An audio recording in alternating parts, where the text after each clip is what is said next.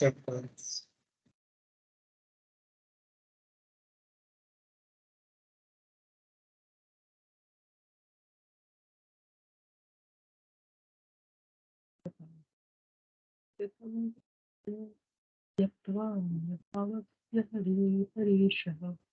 कर्म प्रचोदपत्तिता कथश्चित् कथञ्चित् धुनोति सर्वारिति सन्निविष्टः. Thank you, Mataji. So let's read the translation. Oh, sorry, I thought I was on mute. I was reading. Nice to hear it. That's okay. Very nicely. Okay, so let's read the translation. Translation by Srila Prabhupada. Srila Prabhupada ki jai. One who has thus given up all other engagements and has taken full shelter at the lotus feet of Hari, the Supreme Personality of Godhead, it is very dear to the Lord. If such a surrendered soul accidentally commits some sinful activities, the Supreme Personality of Godhead, who is seated within everyone's heart, immediately takes away the reaction to the sin. So now this is very similar to Apiche Suduracharo and Kyakta Swadharmam and few verses, right? Where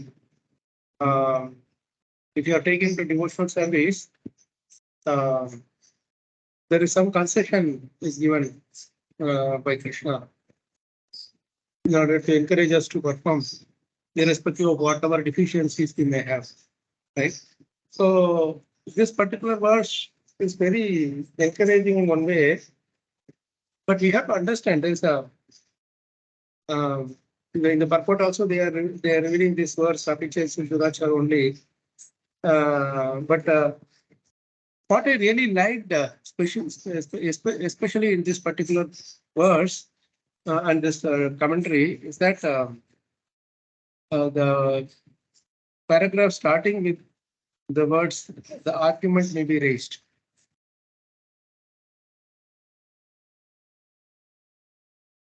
If somebody can read this, there's something beautiful coming out of it.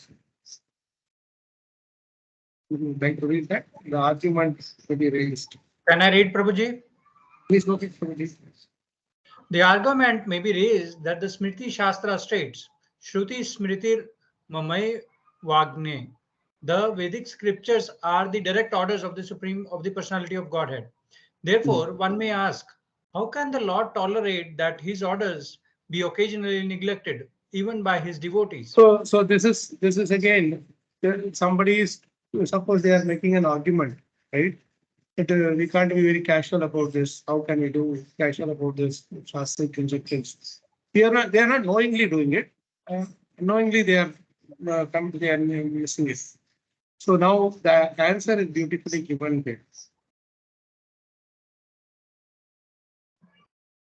To answer this possible objection, the word priyasya is used in this verse. So let's read the word for word for the priyasya.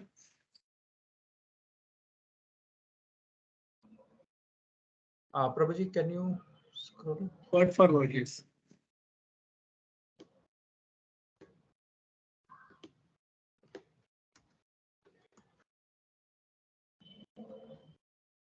Who is very dear to Krishna, no? Yes, Prabhu. Right? So let's come back to this. Okay. Who is very dear to Krishna? Okay.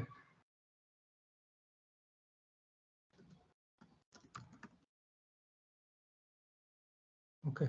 The devotees of the Lord are very dear to the Lord. Although the beloved child may accidentally commit an abominable activity, the loving father forgives the child, taking into consideration the actual good intentions of the child. Thus, along the devotee of the Lord, although the devotee of the Lord, this line is very important. Now, what you are going to read?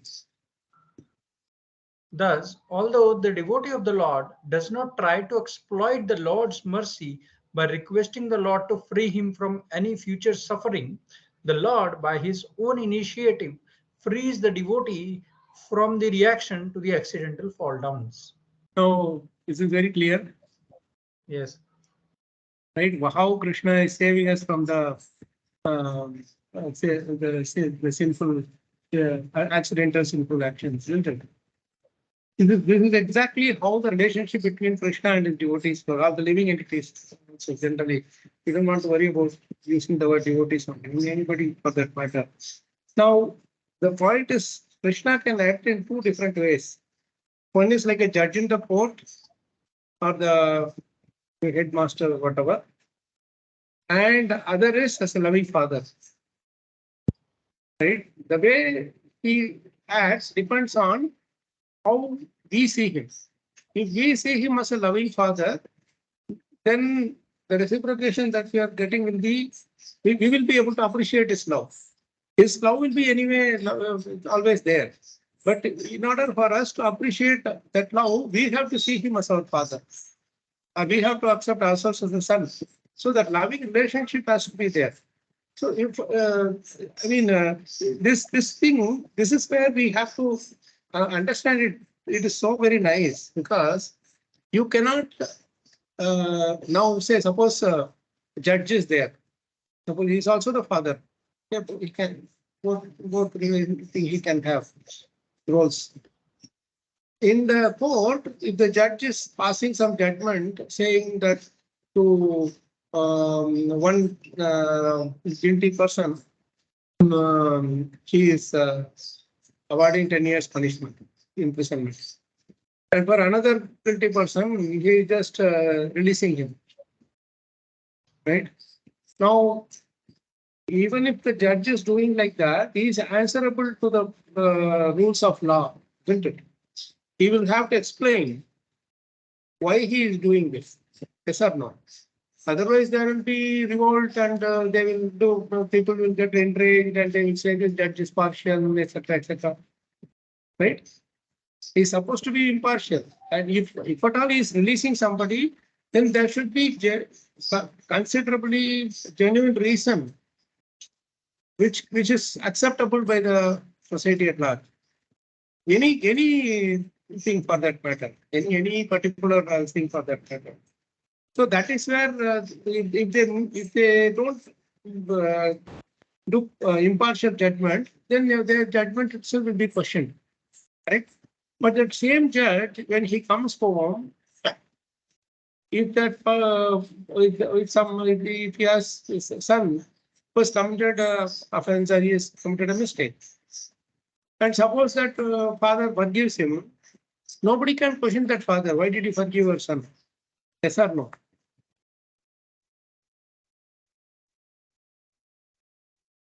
If at all somebody asks also, what will they say? Is my son? Who are you to ask the question? I don't question your if you get something for your son. Is that example making sense? This is exactly how Krishna is dealing with his devotees. When we accept him as our supreme father, loving father, then at the same time, if he is beating the son also, nobody can question.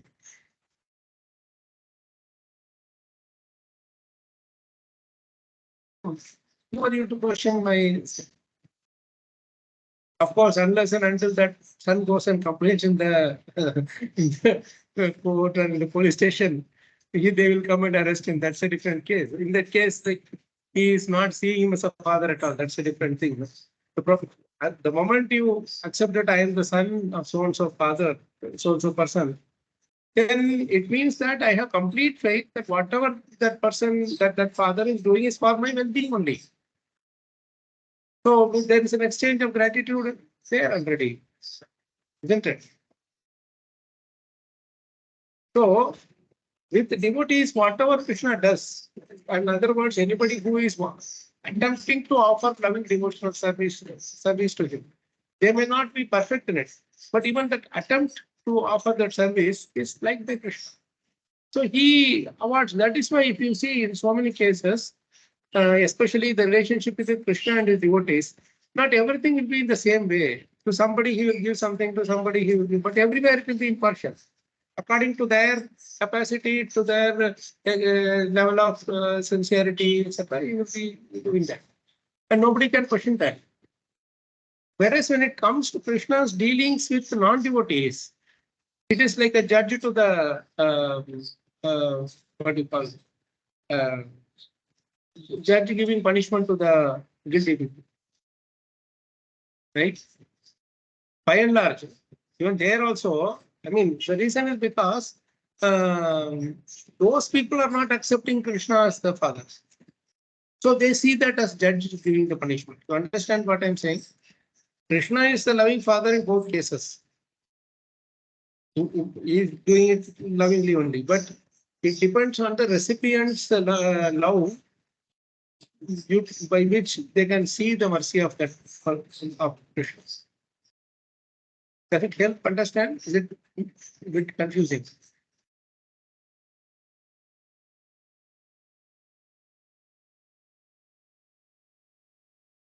Dhritarashura was appearing like a demon, but he was a devotee also. So when he was going through the sufferings of his previous sins, he accepted it as his own mistake. So he was able to be grateful to the Lord more. So the reciprocation was that of a loving father and a loving son. Right? Whereas when in the case of Hiranyakashipu or Hiranyaksha, they forgot that the Supreme Lord is loving their loving father. So it appeared like judgment for them, right?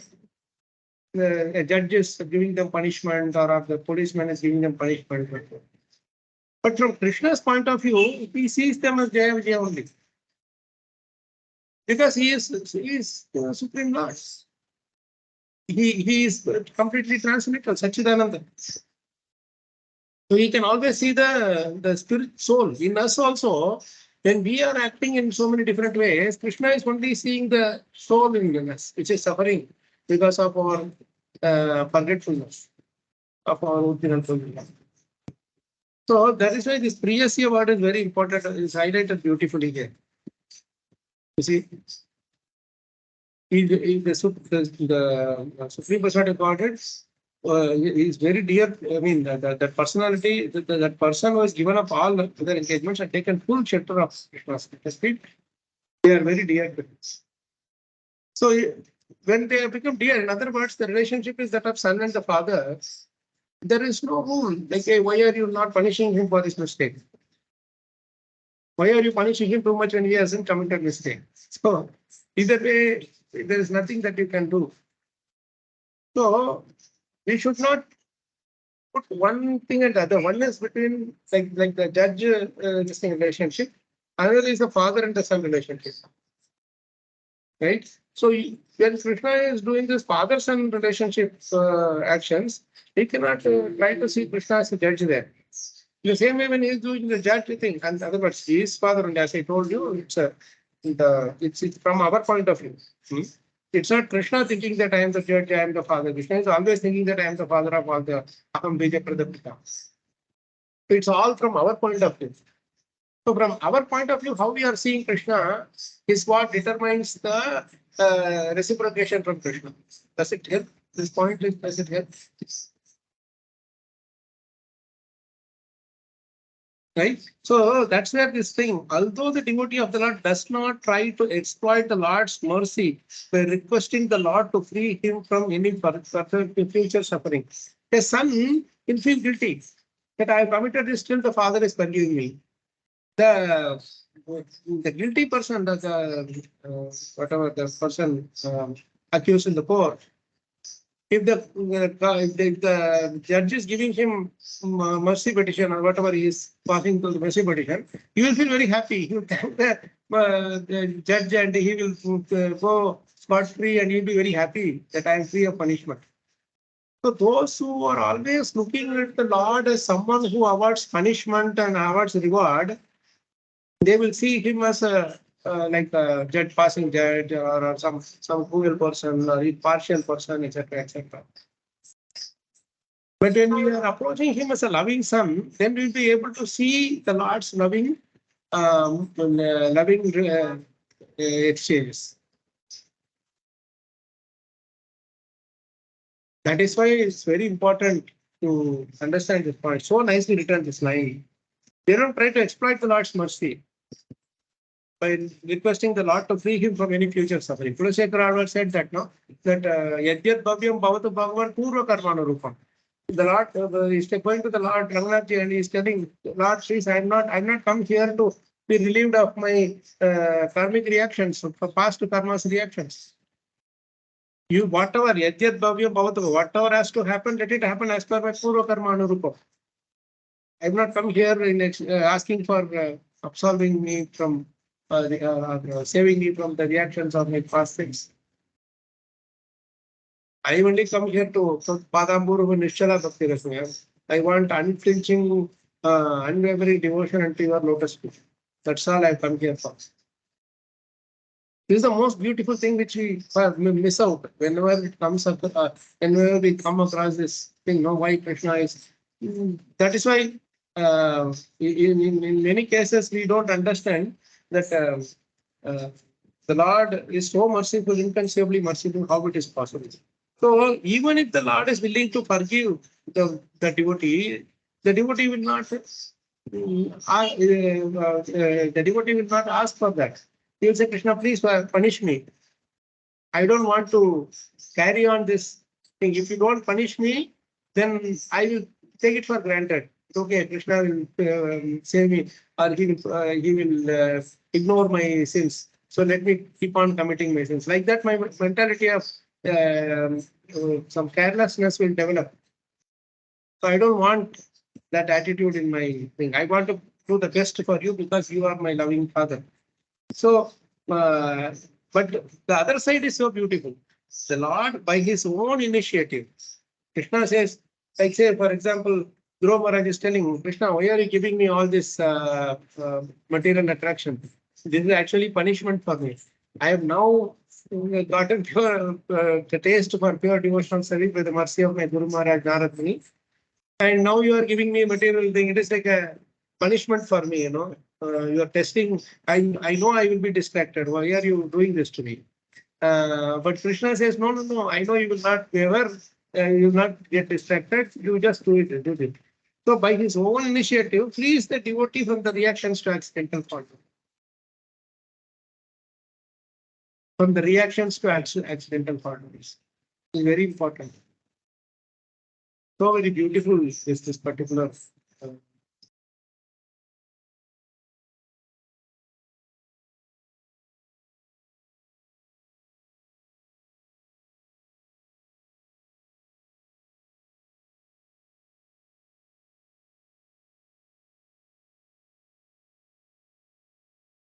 Can you read that line again? Such a beautiful line it is. Thus, although the devotee of the Lord does not try to exploit the Lord's mercy by requesting the Lord to free him from any future suffering, the Lord, by his own initiative, frees the devotee from the reactions to the accidental fall downs. Accidental fall downs. Deliberate, not deliberate fall downs, accidental fall downs. Right? So it's very important. Now read the next paragraph also. It's very beautiful also. So this causeless mercy of the Lord upon his devotee is his Parameshwaryam, or supreme opulence. Gradually, the faithful devotee becomes free So this even is from accidental. this causeless mercy is his Parama Aishwaryam, the supreme opulence. Now in another 4 days, we are going to see that, you know, an entire month dedicated for justice, Parama Dayaluta, Parama, that is his real opulence. You know, Krishna's real opulence is his causeless mercy. That is how the devotees see it. Because how does it matter whether he is his whole this thing is very opulent, very, you know, fully made of all the jewels and, you know, valuable jewels and this and that. It doesn't matter much if the father is not loving. If the father is loving, even a small hut is enough. Even a small hut, or even open this thing is also enough for us. And that is why loving families, they are very happy, especially even in small place. But you go to say some houses where so opulent, they're such a huge house, and each one is having their own dedicated rooms and everything. and one person will not talk to the other throughout the day. And they are just, in fact, the same family. Everybody is in different directions. How does it help? It's not, there's no opulence there. Interesting. So that same way, in devotional service also, it is the loving reciprocation that matters. So please continue from this. Gradually, the faithful devotee becomes free, even from accidental fall down, because simply by remembering the lotus feet of the Lord, what to speak of by actively rendering the service to him, his heart is purified. So this is how Krishna is purifying us by not only saving us from accidental fall downs, but by our own act. Oh, Krishna is so merciful that in spite of my deficiency, he is accepting me. So next time I should be more careful. You understand? The guilty person, one who was punished by the judge, will never be grateful to the judge. He said, "Oh, I should have gotten 20 years. He gave me only 10 years." He'll never feel like that. Because he thinks that he always deserves better judgment. So, but then the son will always feel that loving reciprocation or by his own, by sharing his love, he will be able to see the Lord's love. So for a devotee also, when we lovingly approach Krishna, then we will be able to see the Lord's love for all the living entities, not only just to us, but to all the living. So that is how we give up matsaryam. When we see, we will be not in good terms with somebody. But when we see that the Lord is loving to that person, in some cases it can be the spiritual master, easier to see from the spiritual master's perspective. Some who will have some misunderstandings with one other devotee of the same thing, whatever. You see that the spiritual master is loving that person, then you will start seeing that hey, maybe there is something good in that person. That is why the spiritual master is. If we don't have the love for the spiritual master, see the spiritual master as a judge, then we see the spiritual master as a partial person. He is partial to that devotee. Then we judge the guru also, which is a very dangerous thing. The same way only we judge the spiritual the Krishna.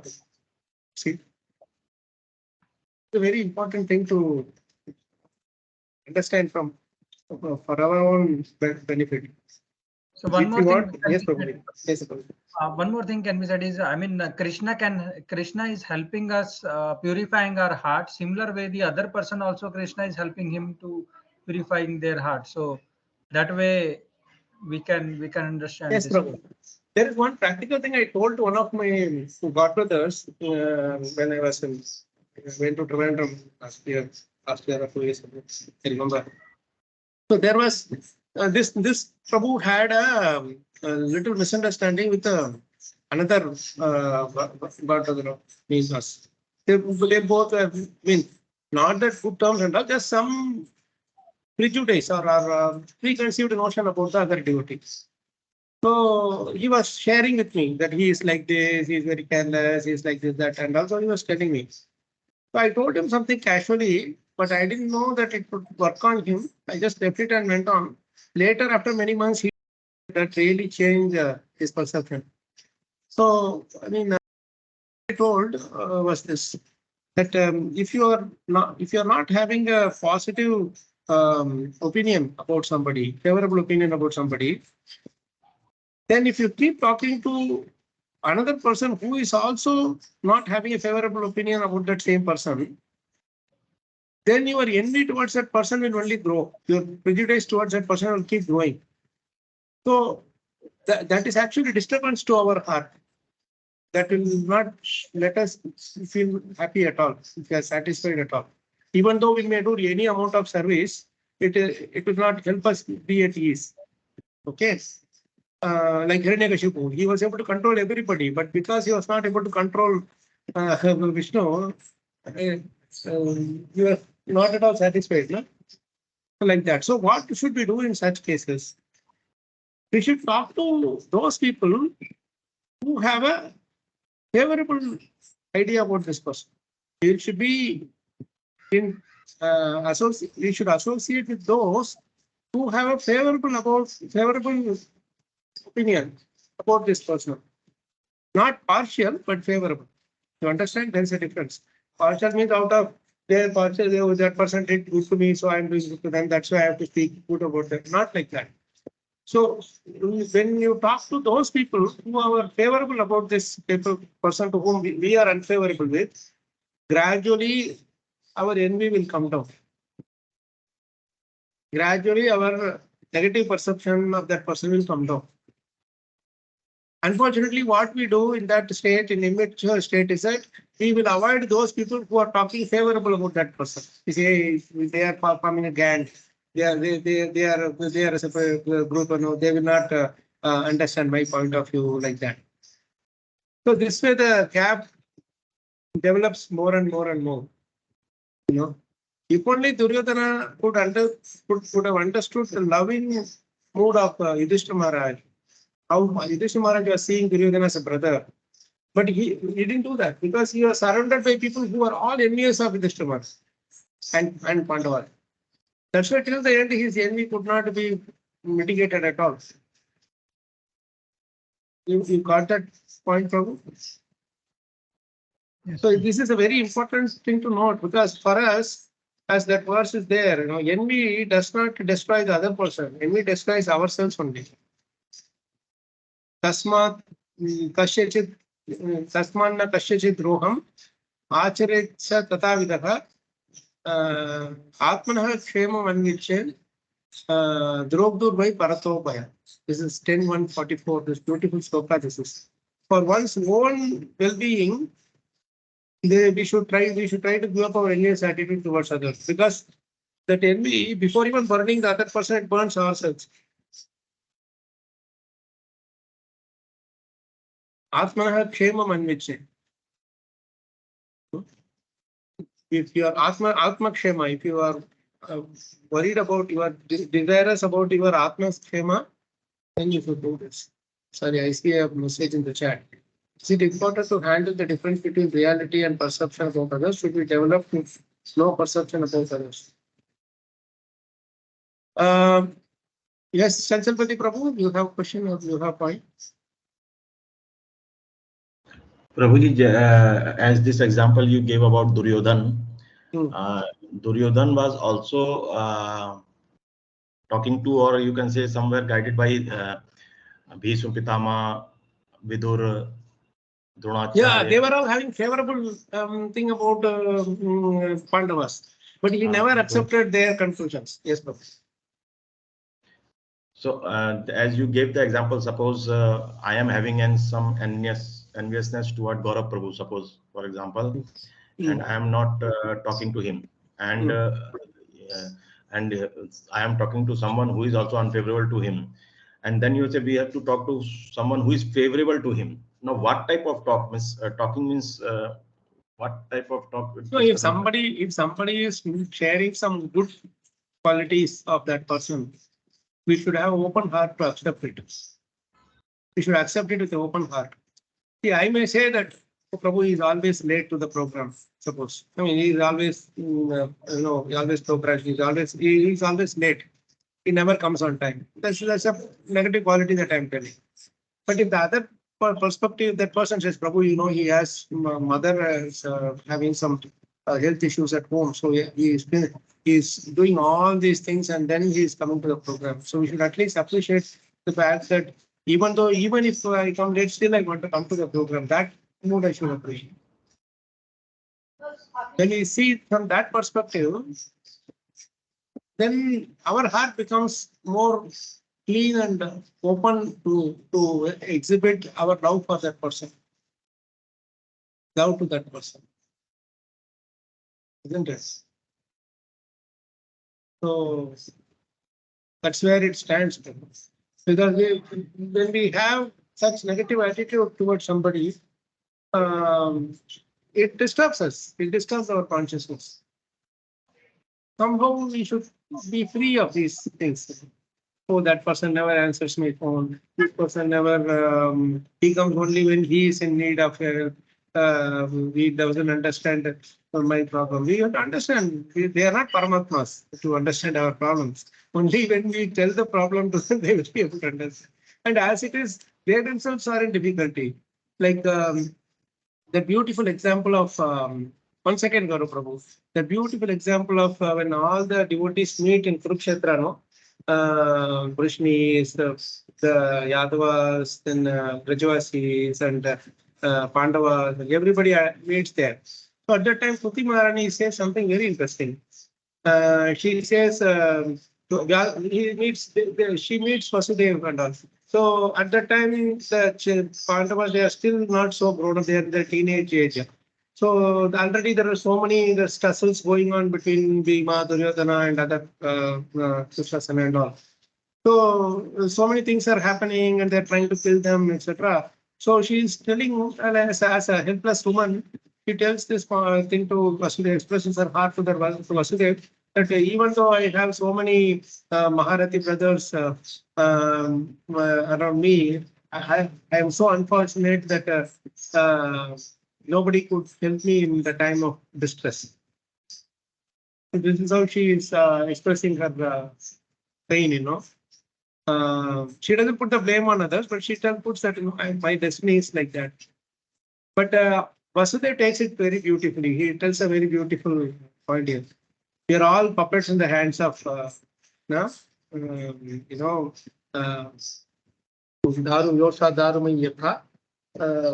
actually, it's your duty to come and help you. But if you understand, we ourselves were imprisoned by Kamsa. We were not able to protect our own children, and we were already imprisoned and we couldn't do anything. So how could we be able to help? Even though we have a heart to help you, physically we were not able to help you. You see, so this is the reality in this world. We cannot say that this person didn't come to help me, that person didn't receive me. All these different things, if we keep looking at it, then there is no end to our dissatisfaction. Okay. So Bhagavatam gives answers for each and every of these problems. So solution to all these things through personal examples itself. So anytime we say that somebody is not able to help us, whatever, they are themselves in whatever difficulty they may be. From our point of view, that's what I told you, that we should live our life in such a way that even we should be wary or care, or we should think the number of times before looking for others' time, or asking for others' attention time also. Try to solve the problems ourselves. If not possible, then we go to others.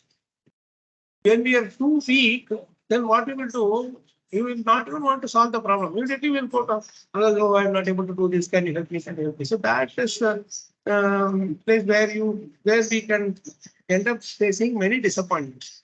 So that is why that one who God helps those who help themselves. That is a very good statement. That is, when we are being satisfied with whatever we have, then we will be able to attract others' attention. Whatever Krishna will arrange, somebody will come to help. And the more important thing is, when we take their time in hearing from them, when we follow that instruction or put that into practice, whoever they may be, they don't need to be only gurus or acharyas, whatever. They may be even somebody who is just like our sidekicks or some like friends, whatever. If we seriously put that into practice, then what happens is that whether the positive thing, whatever, the positive effect of it, Krishna will like it. So what he will do is that the arrangement that he is making between these two persons, one is giving advice, and others are receiving, or whatever, the other way also can happen. That experience will nurture our relationship in the positive direction.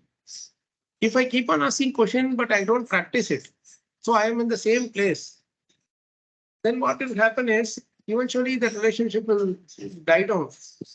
natural death, it will go to a natural death. Why? Because there is neither of these people are gaining from each other. You understand? That Krishna himself arranges. It's not that because what happens is I keep on receiving some advice from the other person. I'm not practicing it. If I don't practice it, other person means generally you assume it is Guru. Generally Guru or Senior Vaishnava or whatever. They keep on giving advice. You don't practice it. If you don't practice it, how will you see positive result? You will not get positive result. So what you will do after some time, you will get bored because you keep on hearing only. You are not practicing. You are not implementing it. So you will start thinking that the problem is with the instructions or the person who is giving the instructions. You don't understand the problem is with us for not following it. So what happens? You slowly say that this person is not. He doesn't have to. When because he is not powerful enough. His instructions are not powerful enough. He doesn't have many followers. So I think I'm better off following someone who has many things. Either in YouTube or in thing, so many followers are there, then he must be right. So let's follow that person. So we go in that direction. When we implement, see, till date, I am able to carry some little taste for Bhagavatam because little service I did for some sincere serious Vaishnavas, serious disciples of Prabhupada who dedicated their lives to appreciate his Vani and share it. So they don't even have 2-3 people with them in the sense in terms of disciples or whatever. But then because I practiced, because I could follow the thing, I am grateful. My gratitude develops because I'm able to see some value in their instruction by implementing. You understand? So this is where the whole thing works. With our Guru also, in order to appreciate their sacrifice, their love, etc., etc., etc., we need to practice their instructions. Practice what they are saying. Practice at least get inspired by their day-to-day activities and take a little bit of it. They take a leaf out of their book and follow it. Does that help?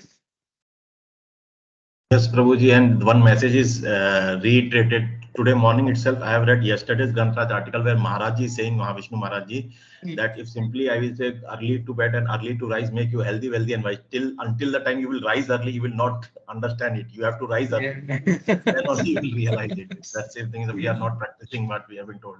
Yeah. It's a very simple thing, you have 2 extra hours in your hands and then you can do more to get. So Maharaj used to make funny, he would make it in lighter way. He would say, I saw everything, but the one that attracted me at 5 years is telling, the one that attracted me most was happy, healthy, wealthy, and wise. I saw wealthy. And I thought, oh, I can become wealthy by rising early. Really, that's a very funny thing you used to say. And then I started getting up early in the morning from the next day onwards. And I was thinking, when I'll become wealthy and everything. You just said telling in later. Thank you, Prabhu. That was a nice point. So, yeah, I now, Shiva Prabhu asked a very important question here. Nice question. Is it important to handle the difference between reality and perception about others? Should we develop no perception about others? There are 2 questions these are. Is it important to handle? Yes, Prabhu, sorry. Let me explain what I understand. Yes, Prabhu, that's important. Thank you. Reality means only Krishna knows the reality about a person. Correct. But we are all making perception about a person. So how should we handle this? So that means Krishna, we can never match Krishna's opinion or grace or his grace. So now should we, so that means should we not make any opinion and proceed? Is that the way we should understand? Yes, Just Prabhu, let me know. the thing is, as long as the mind is there, it will keep on giving us opinions, right? So it's very difficult to stop forming an opinion as it is, right? So that opinions, even if you have some perception or opinion, Prabhu, that should not disturb your transactions or your relationship with that person. That's what. Okay, understood. As long as it doesn't disturb your friendly dealings with him or her, it's okay. By and large, what happens is the perceptions are developed over a period of time. 2-3 times instances happen, and then we develop a perception of it. But we don't understand that that person is also struggling to get out of that. So then what happens is they will fight with our perceptions. They are struggling with our perceptions. Every time we go, we are also struggling with our perceptions of that person. So the problem is that there is a person there, we are here, and instead of dealing with the person, we are dealing with his perceptions, with our perceptions of him. You got the point? Yes, yes. And that perception is totally imaginary. Yes, could be. It could be. Even if it is so, it can change tomorrow. So with the same person only, I am working with these different perceptions. So about one person, if I have 10 perceptions, I am dealing with 10 forms of that same person. And they are all imaginary. Prabhuji, one question. Yes, Yeah, are there any instructions from Maharaj regarding how to deal with people, and any examples, if you remember? It can be nice. The simple thing that he said is that never ever given to your mental concoctions. Just don't have Prajahati Yada Kaman Sarvan Partha Manogatam. Manogatam is called mental concoctions. So just Nice. throw away those mental concoctions. That is the thing that he repeatedly he used to say that. And he Man ki Tukka he used to call it. Because he said that everybody has a body, and the body changes every moment. Mind also changes every moment. So today you have a perception about that person. Tomorrow the person changes. Like Nice, say Prabhu. today I have perception, oh, this person will never get up early in the morning. Tomorrow that person gets up early in the morning. But you won't know that person who has got up early in the morning. So my perception of that person will kill me. It will disturb me. Oh, this person is always like this. But that person might be doing nice bhakti. Right? So I remember once I asked Maharaj, what should we do when people don't come to the programs? A day back, I asked him this program. He said, this is question I asked him. We try to help everybody and invite everybody, but if they are not coming to the program, what should we do? They are going everywhere, but they are not coming to the program. Then Maharaj said, they may even go to movies or park or wherever they may be. But for your own well-being, you think that wherever they are doing devotional service. Hare Krishna. Then at least your mind will not be disturbed when you are in the program. In the program, you see, our mind is like this. 20 people will be sitting around the program.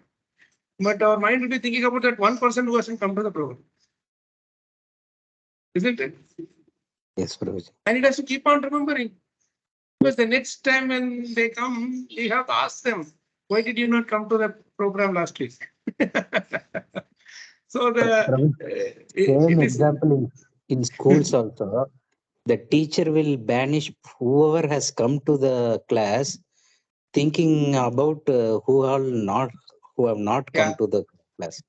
Yes. So So that is why people are thinking better not to go to the program. So like the children thinking not to go to the school. When you go to the school, they're going to bash me around.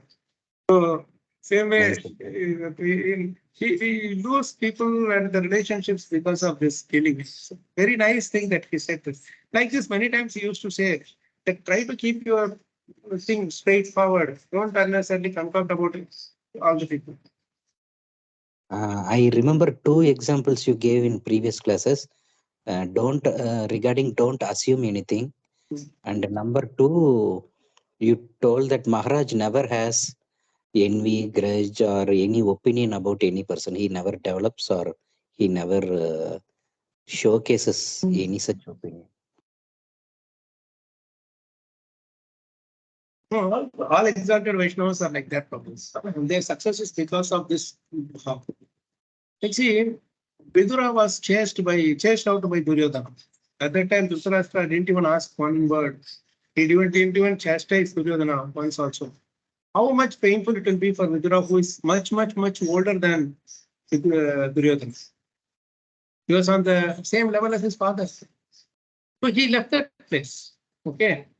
But he left that place without carrying any grudge on Duryodhana or Dushasana or Dhritarashtra. He was not so much worried about Duryodhana because Duryodhana is like that only. But normally when people don't support you, like Uttanapad did not support Dhruva Maharaj when Suruchi was calling, speaking so much harsh words. So more than Suruchi's words, it was Uttanapada's silence hurt Dhruva Maharaj even more. Right? So Vidura was not impacted by Dhritarashtra's attachment to his son. He knew that, okay, this person will be like this. So that is why after the whole battle was over, he came back to the same Hastinapur without carrying any grudge upon Dhritarashtra. And then fires him left, right, and center. Because at that time, no more Duryodhana, Dushasana to hold on to for his attachment. You see, so this is exactly how the exalted personalities handle the whole thing. They don't go by but at the same time, they wait for the right opportunity. Like how Vidura waited for the right opportunity to talk to Dhritarashtra these words. So we don't jump the gun, basically. You got it? So when we are really having a strong perception about somebody and want to tell them that, hey, you are like this, so and so like this, these things, then we jump the gun. We say we want to racing against time, so we want to somehow or other tell this person. Only then my heart will be at peace. We don't understand that our perception also is not 100% correct. So when I was talking to Narada Devaki Prabhu sometime ago, somebody who was always having a negative perception, and then I asked him, what did Maharaj tell about handling such things? Then he said, Maharaj made a very interesting statement. Let me try to recall that. Unfortunately, perception is the accepted reality in this material world. He said that statement. Unfortunately or fortunately, whatever. No, here we have to accept that. One thing is about us not having perception of others. But other biggest problem is we always want to destroy the perception that others have about us, isn't it? We feel very uneasy when others have some negative or some wrong perception about us. So we really restless to somehow or other fix that person's perception, whatever. So this is for that Maharaj was telling this point that when someone else has a wrong perception about us, then we should not be in a hurry to fix that problem. To fix that perception. Whenever Krishna decides that it has to be fixed, only then it will be fixed. Till that time, that is why they say, if you are trying to convince a person against his will, he will be of the same opinion still. You have heard that statement, no?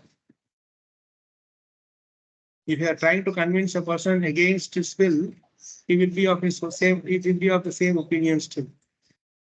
So there's no point in bending bending your back to somehow or other fix another person's perception. You just keep on going with your service. One fine day, that person will realize that what he did was, what he thought about us was wrong. Even if they don't, that's also fine. No, don't. The perceptions we carry during our life, we are not going to carry them with us after our life. Or the other person also for that matter. Whatever perceptions we had, that will die with us. Prabhuji, so the essence is don't make perception and keep Krishna in the center and keep serving, so things will automatically. Yes, don't have any unnecessary perceptions about others, and don't worry if others have unnecessary perceptions about us. Okay, Prabhuji. These are the two things. Whenever it has to be fixed, it will be fixed. And from our side, Bhagavatam perception is the main. See, the moment you understand one thing, there's a beautiful verse 11:7:7. Now it comes to my mind. Maharaj meditated on this shloka, explained so many times. At least 15-20 classes he gave on this particular shloka. This answers our question very nicely. Yet it is 11:7:7. Remember this shloka. Yadidam manasa vacha chakshubhyam shravanadivihi nashwaram grihyamanam cha viddhi maya manomaya. Nashwaram is a beautiful thing. Regarding perception. This verse is so beautiful. Please read the translation, Shwabha.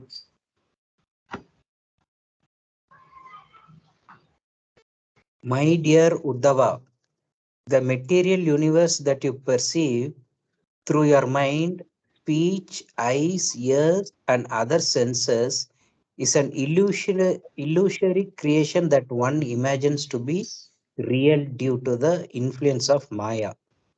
In fact, you should know that all of the objects of material senses are temporary. Nice, Prabhuji. It answers my question.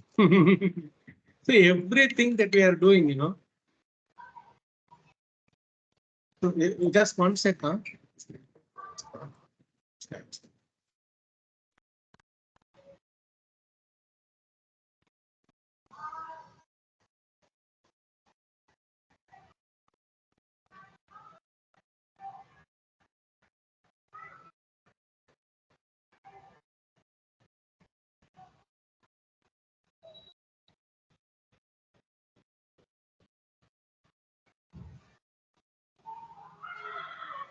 This verse Maharaj explained at least in 20 classes. He said, if only you understand this verse, you can do pure devotional service. There is nothing that will stop you, he said. Because yadidam manasa vacha chakshurpyam shravana aditi. All these things that we are perceiving in this universe, everything in this universe through our mind, words, speech, eyes, other intelligent senses, etc. Right? It is all illusory because this is all material. The perceptions which we are having, they are also material. Because in the material mind, it means what? Devoid of Krishna, we are seeing everything. Hey, this person is like this, that person is like this place is like this, that place is like that. So we always have these perceptions. It's all based on our own material perception. I will hate Delhi weather, but someone will love Delhi weather like anything. Even if you give them loads of money, they will not want to leave that place. So it's perception. How one person, how it is in another person, and to say it's not the same thing, it's changing.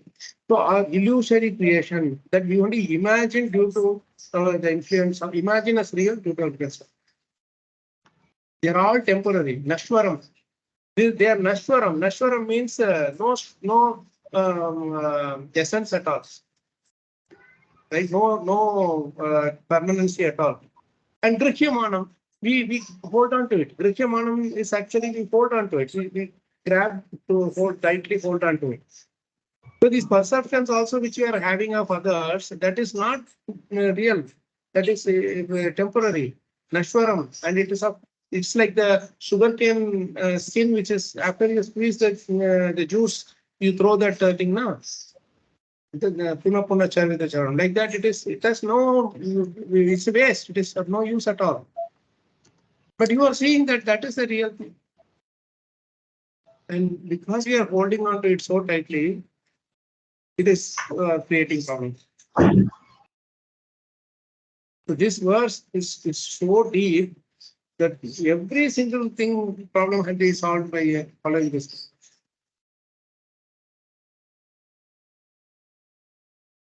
And we think that whatever our perception of this thing is only the only correct thing. Suppose, say, for example, say we have Chennai is there. In Chennai, all I know is my home, few places where I'm visiting, and then the say airport, railway station, my college and school, office, whatever. These are the only few places which I know. But whenever you ask me, do you know about Chennai, everything, I will say yes. But then my vision of understanding of Chennai is very limited, isn't it? And this is a small circle. This will be different from someone else who studied in a different college, working in a different company, staying in a different suburb, right? So it's the same Chennai. I will also say I'm staying in Chennai. The other person also say I'm staying in Chennai. But our perception of Chennai is so different, isn't it? It's like that. So we are very, very limited in our the senses are very limited. So with this limited this thing, we are trying to have a perception of others and say that this is all he is. You beyond this, there's nothing else about him or her. That's where the whole problem is. And what's that? Prabhuji, I Yes, want to share one quote. In Hmm. statistics, we say all forecasts are wrong. Yeah, they say lies, big lies, and statistics. There are 3 levels of lies. Lies, big lies, and statistics. Is the highest. Statistics are the highest level of lies. So whatever we do, it's all based on perception. Krishna Prabhuji. Yes, Mataji. Prabhuji, I have one question related to Krishna's pastime.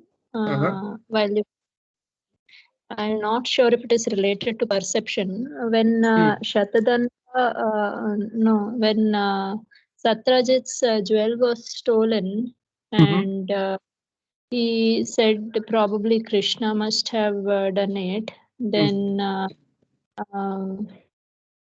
to remove that ill reputation, Krishna goes to find the jewel, where exactly it is. So I want to understand, he generally, it is not so important for him to work on getting that jewel back. Still he goes and does that to get it, to reveal the truth. So I just why should he fight against that perception? Yeah. It's very interesting because during Ganesh Chaturthi, I was in Hyderabad. And unfortunately, the devotees with whom I read that Samantakajal pastime, they are not here. Saryami Prabhu or Srividya Mataji, they are all not here in the session today. So they realized what is the real reason behind that Samantakajal pastime. That about that ill reputation, clearing his reputation, blemish and whatever that negative opinion and all those things, Krishna did is all external. It's just what you call a covering. But in reality, it was Krishna was doing multiple other things. To that his main aim was multiple other things actually. But to the external world, he wanted to present a picture that Krishna is doing this. So one of the main reasons why he enacted that pastime was he wanted to marry those queens. Satyabhama, our Jambavan's things, Jambavati, and then he wanted to give mercy to Jambavan. Right? If he doesn't go with the idea, he has to give this idea to perception to the Dwarakavasis and others before going to the forest. Otherwise, why he should go to the forest? And he has to go on, if he has to fight with Jambavan, that jewel should have been taken by Jambavan, isn't it? Yes. And otherwise, how will he fight with the pure devotee? Right? Yes. And after you see in the Krishna book, Prabhupada will write very nicely. After that 28 days of fighting, it was actually Krishna wanted some massage. He wanted somebody to massage the body. So Jambavan is the strongest person. So he comes and massages Krishna's body. So, I mean, by hitting him, so much. So after the whole thing was over, Prabhupada writes very nicely that Krishna then nicely, softly pressed Jambavan's body where and it was paining because he did so much service. I will read that line, beautiful line. Prabhupada writes, Jambavan served so perfectly. So his main aim was that. But this thing about perceptions and saving his name and all those things are really just a drama or what do you call that as? Bahana. It's just an excuse. I'll read that for you. So this is where we need acharyas, how they give the best perceptions. What he has to gain by simply doing that, saving his name, there's nothing. If he has to save his name, he should not run away from the battlefield as Ranchod. If he has to save his name, he should not. What do you call? He took a vow that he will not lift the weapon. He would not. He should not have lifted his weapon. If he had to save his name, he should not have danced with the girls. Yes, sir. No. Let's read that line. It's very beautiful. That's kind of the technology.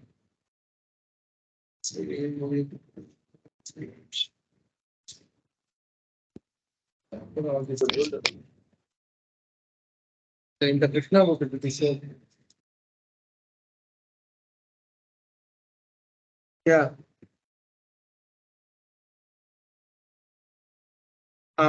See. In Krishna book, it is written this one in the story of the Samanta Bajali. In a sporting attitude, Krishna wanted to engage in a mock fight with his devotee.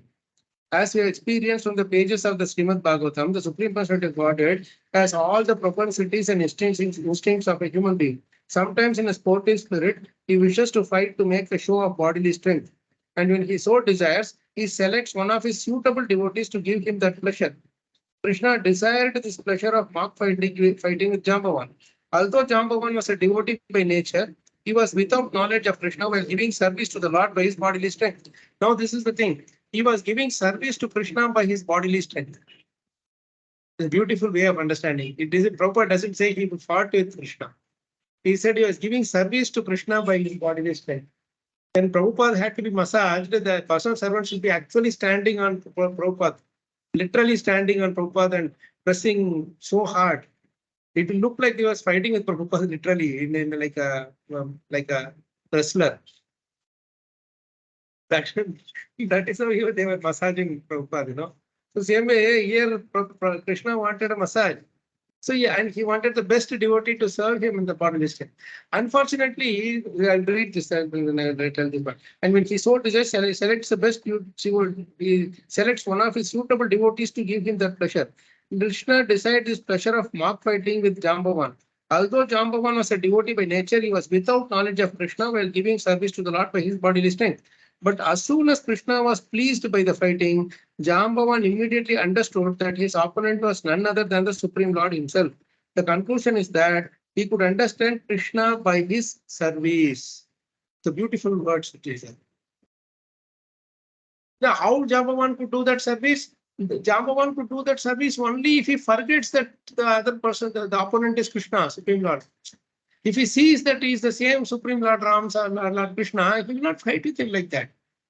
So Krishna had to present that kind of a situation to him to get the service out of it. And he was the most suitable for it. That is Krishna. Krishna is sometimes satisfied by fighting also. So this is a very important thing. Unfortunately, what happens? This mundane people, they are saying that Krishna could resolve this wrong perception by from this pastime. No, actually he got this curse. who got this curse? Yeah, From that day we are not supposed to look at moon, Yeah. because if you look at the moon on the day of Ganesh Chaturthi, then you will be impacted by the negative perception or blames. So for that, they wanted to read this story to say that, see, Krishna also saw moon on that day. That is why he had to go through this whole thing of blames and insults and so on. So you read that pastime so that you will learn. You should learn from Krishna what not to do, so that you can be saved of your wrong perceptions. How much more they can be degraded in understanding of this pastimes. That is why we are really saved by Prabhupada. And I told them that, see, at least as devotees, we should know that these pastimes are not for, they connect these two. There is no this thing about the Krishna seeing moon and God's children. Krishna.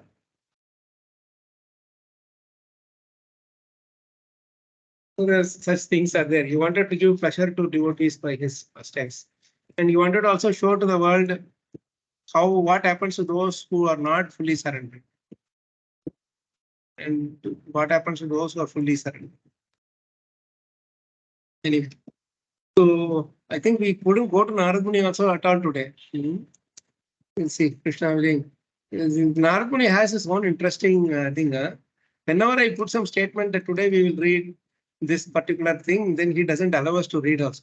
We wait for one more day, and then you can talk about my fasting. So actually, I wanted to just cover that 11.542 only for briefly, but what can we do? Bhagavatam mistake that. We covered 11.7.7 along the way. Then the question also was very nice for the way. Thing. It's such a beautiful pastime. You should have a separate one full week for that pastime only.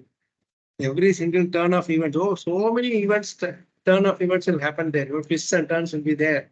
And in each of those twists and turns, you will find something very sweet.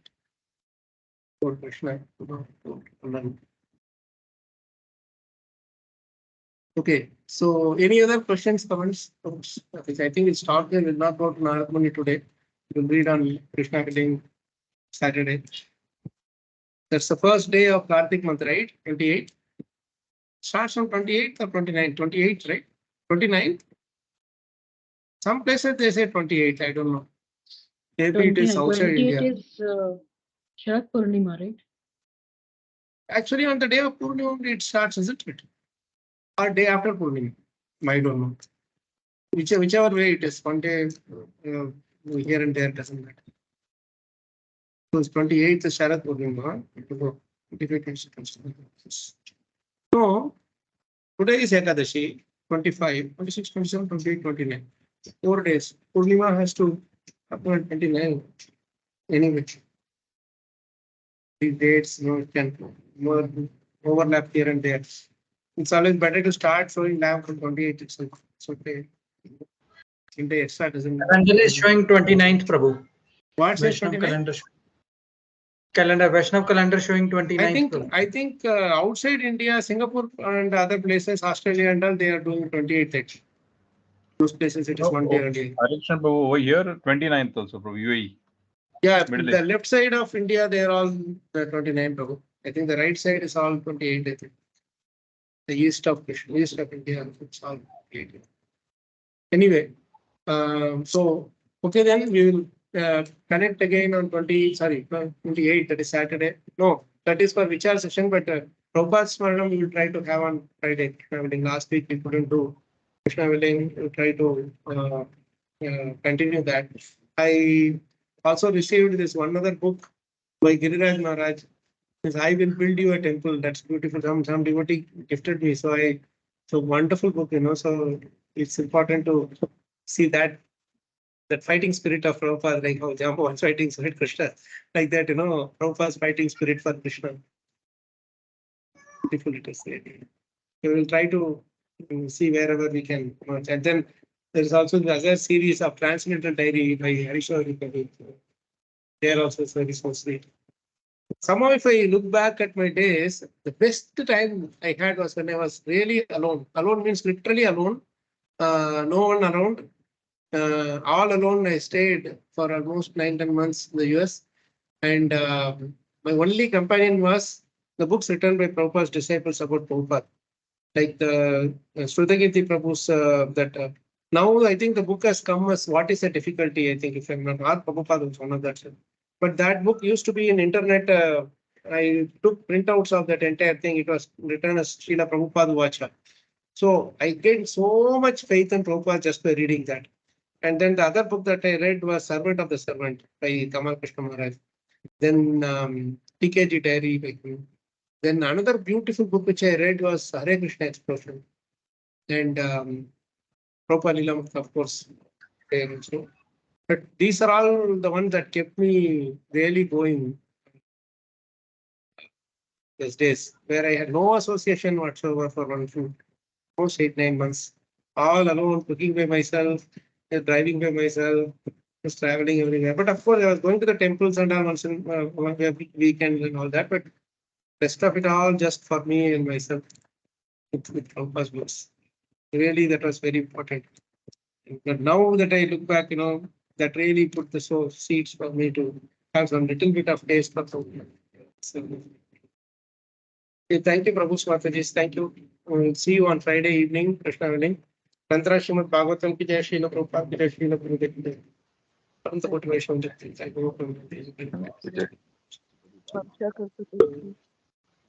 Krishna ki jai. Thank you so much, Prabhu Mataji. Hare Krishna.